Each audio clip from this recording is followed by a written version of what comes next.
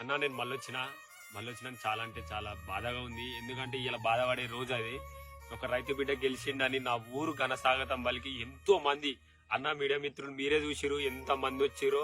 అసలు నేను ఆడ నిలబడ్డప్పుడు ఇంత మంది నా కోసం వచ్చి నన్ను గెలిపించింది ఇంత మంది అని నేను ఆ సంతోషంలో ఉన్నా. ఆ సంతోషం ఎంతసేపు లేకుండా మీరు వేయాలని అనుకుంటారు. నిజంగా బాధగా ఉంది. ఏడ్దామంటే ఇట్లా ఇది మీరు నెగటివ్ చేస్తారని నాకు భయం అవుతుంది. ఎందుకంటే ఒక 60-70 ఛానల్ రావచ్చు, యూట్యూబ్ ఛానల్. ఒక 1000 మంది వచ్చారు పక్కూరికి వెళ్ళి గాని 2 రాష్ట్రాలకు వెళ్ళి కానీ అక్కడ తర్వాత ఆ రాష్ట్రాలకు వెళ్ళి కానీ చాలా మంది వచ్చారు. అంతమంది నా కోసం ఇంత రాత్రి వచ్చిరని ప్రతి ఒక్కరికి ఫోటో ఇచ్చిన, నాకు వీలైనంత మందం అందరికి నేను వీడియో ఇచ్చిన. నేను అన్నం తినలే, నాకు అయితే లేదని అన్నం తినదంగి పోతే కొంతమంది వచ్చి వాళ్ళు మీరే అన్న మీడియా మిత్రులు మీరే నాకు 5 నిమిషాలు నాకు 10 నిమిషాలు నేను ఇట్లా మనిషినే కదా అన్న, నేను అప్పుడు ఇట్లా అన్న నేను మనిషినన్నా, నేను తినాలన్నా, నాకు అయితే లేదు, నాకు ఓపిక లేదంటే నానా మాటలు మీరే అన్నారు. ఫస్ట్ నుంచి పెట్టలే, సగం నుంచి పెట్టి మిమ్మల్ని నెగటివ్ చేస్తా అంటే అన్న ఒక రైతు బిడ్డ రైతులను గెలిపించుకున్నా అన్న. చేసిన తప్పేందన్న మీరే చెప్పుర్రి. రైతు బిడ్డ తప్పు చేసిందా? నేను తప్పు చేసింది చెయ్యండి, మా వాళ్ళకి తెలుసు. వాళ్ళు నేను తప్పు చేయలే కాబట్టి నన్ను ఇవాళ గెలిపించుకోరు. పల్లె ప్రశాంత్ ఏందో రైతులకు తెలుసు, జనాలకు తెలుసు, జనాలు చూస్తున్నారు. మీ పక్షాన ఏమన్నా తప్పుగా మాట్లాడుంటే దయచేసి నన్ను క్షమించండి. కానీ పల్లె ప్రశాంత్ అసలు తప్పు చెయ్యడు, మీరు ఆలోచించురు అన్న. నిజంగా అందరికీ నమస్కారం. ఎలా ఉన్నారు అందరూ? Thank you so much each and everyone. ఇరు రాష్ట్రాల ప్రజలకి అందరికీ పాదాభివందనం. నన్ను ఇక్కడి దాకా తీసుకొచ్చారు, మీ ఇంట్లో ఒకటిగా నన్ను చూశారు. ఇంతకన్నా నేను చెప్పుకోవడం అంటూ ఏమీ లేదు. గెలవలేను అనుకున్న వాడిని గెలుపు దాకా తీసుకొచ్చి గెలిపించారు. అంతకన్నా నాకు ఇంకా వేరే అదృష్టంగా నేను ఏం ఫీల్ అవ్వట్లేదు. Thank you so much to each and everyone.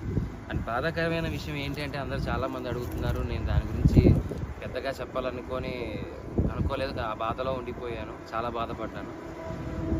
కారద్దాలు పగలగొట్టారు, బయటికి రా నీ అంతా చూస్తా అన్నారు.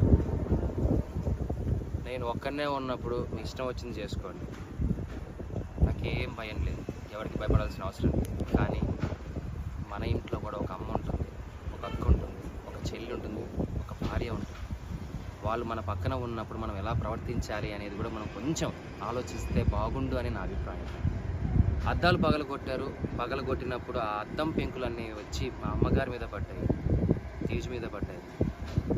ఏమీ ఎవరికి కాలేదు కాబట్టి సరిపోయింది. అదే ఆ పెంకుల వల్ల ఏదైనా జరగడానికి జరిగిందంటే, ఆ రాళ్ళ వల్ల తల పగిలి ఎవరికైనా ఏదైనా జరిగిందంటే నేను ఈరోజు ఎవరిని కోల్పోయేవానో నాకు తెలియదు.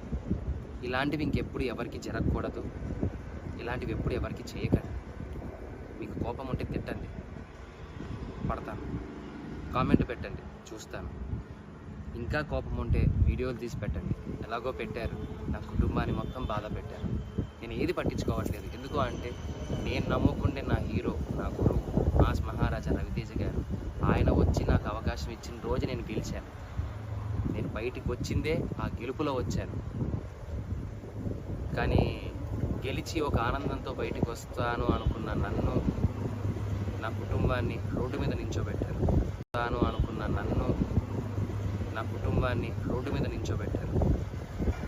అది చాలా బాధ వేసింది.